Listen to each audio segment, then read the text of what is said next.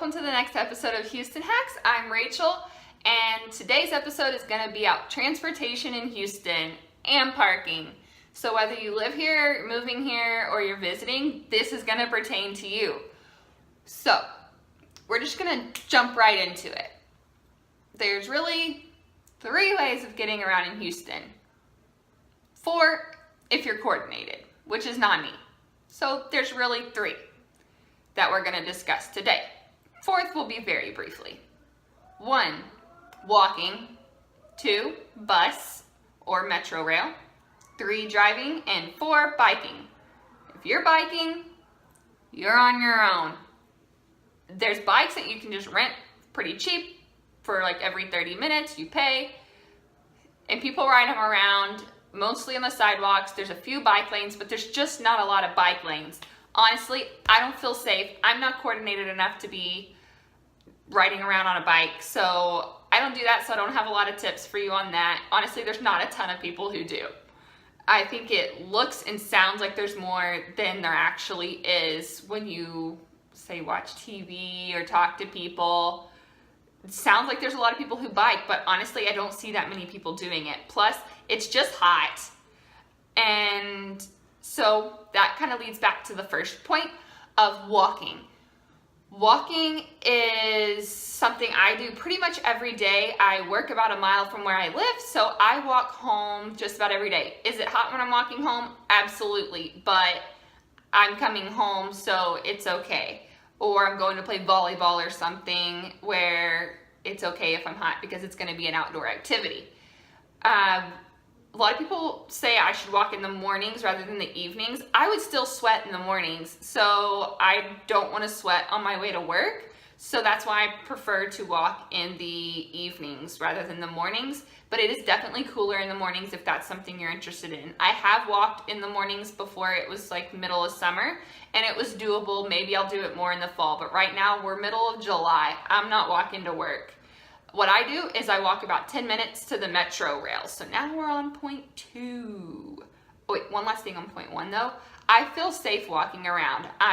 You can tell, a young female, and I don't ever feel unsafe. I don't walk at night, but during the day, I feel perfectly safe, especially during rush hour.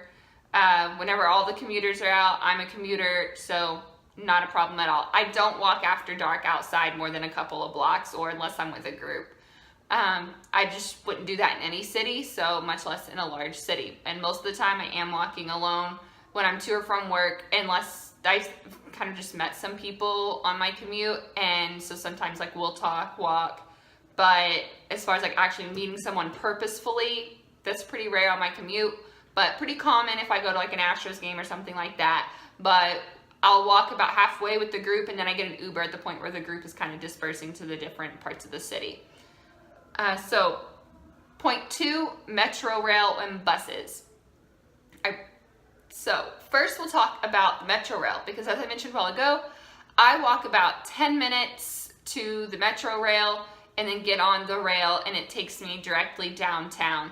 So it honestly takes me about the same time to walk 1 mile or to take the 10-minute walk, get on the rail, and then get off the rail and walk the 2 or 3 blocks to work.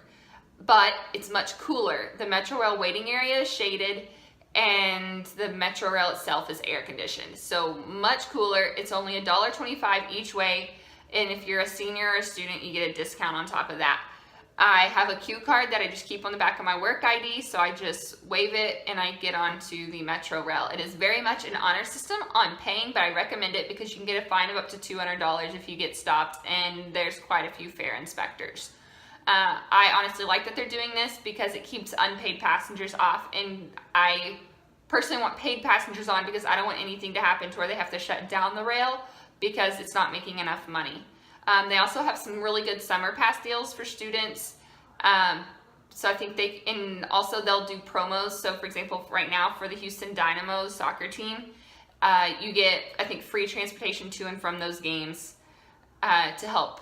It's just a promotional that they're doing. So keep a lookout. You can definitely save some money.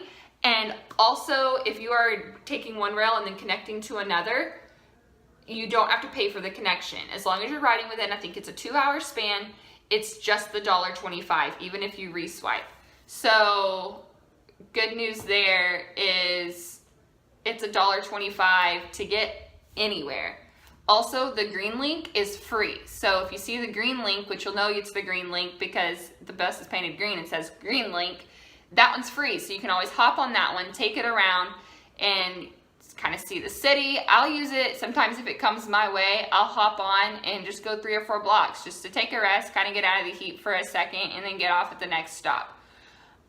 And so the Metro Rail, the Green Link is a bus, but it reminds me of the Metro Rail in that it's a little bit more frequent than most buses. The Metro Rail comes every 3 to 5 minutes, and I found that to be the case almost every day. I've been taking it for about 2.5 months now, and it's very reliable. One time it was running late and they announced we are running late. And then it was only about a 10-minute wait, maybe. I think they said 15, but it was honestly, I think, less than that. So I have a really good experience. I've had really good experiences with the Metro Rail. Some people call it the rail, some people call it the train, some people call it the Metro Rail. All the same thing. There's just that or the bus in Houston. So the buses, a lot of people take the buses.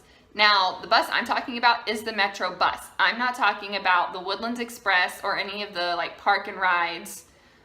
Those I don't really know anything about. I know they're popular, but I'm talking about getting around in actual Houston. Those kind of get you around from the outskirts into Houston for commuters. For the buses, I prefer not to really take the buses. I've done it a couple of times. The thing is they're on a 30-minute rotation or sometimes a 15-minute rotation. Most of the time it's a 30-minute rotation. I don't like sitting at the bus stop. They're not always shaded and just waiting there for 30 minutes when I'm usually only a mile or so away from my destination, so I'd rather just walk because I can be there by then. So the bus system isn't my favorite, although a lot of people take it because you can get far on your $1.25. Now this one is not the honor system I'm getting on. You need to have your fare ready to go whenever you're getting on the bus. Also on the buses, they don't stop at every stop like a metro, like the rail does. The rail system is more like a subway, so it's going to stop at every stop. The bus, you need to signal when you want to get off. Like I said, I've done it a few times, nothing wrong with it. I just don't like waiting for it. It takes a little bit longer and I could just be at my destination by then. So your last option in Houston is to drive. If I'm going somewhere like a festival or something, I will probably take an Uber. You can take like a $7 Uber to pretty much all the sites in Houston. If you're already in the downtown, midtown, Montrose area, $7 can get you to pretty much anything you need to go to. So it's $7 there, $7 back. Honestly, you're gonna pay that much in parking. I have never paid less than $12 for parking, if like parking in a parking garage. So for a few dollars more, I would rather not have the headache of walking more, driving, getting lost. So I prefer to Uber or Lyft in those scenarios. But if you prefer to drive, which sometimes I do depending on where I'm going, if I'm going a lot of places in one day, I don't want to pay parking, or I don't want to pay for like Ubers over and over, I'd rather just park and do my stuff. Or like especially from shopping, because I don't want to carry everything. So in those scenarios, most of the time, parking is $12 in a parking garage or parking lot, $10 sometimes if it's just a lot. Metered parking obviously just depends on how long you're going to be there. Pretty much all streets in Houston are metered except for on Sunday. So if you're ever parking on the street, make sure you look for your meter because you will get towed, you will get a boot, you will get a ticket. And obviously you don't want any of those. You should just pay. Parking at the meter's pretty cheap. I'm terrible at parallel parking, so I prefer just to go to the garage. If I could work on my parallel parking, I could definitely save some money.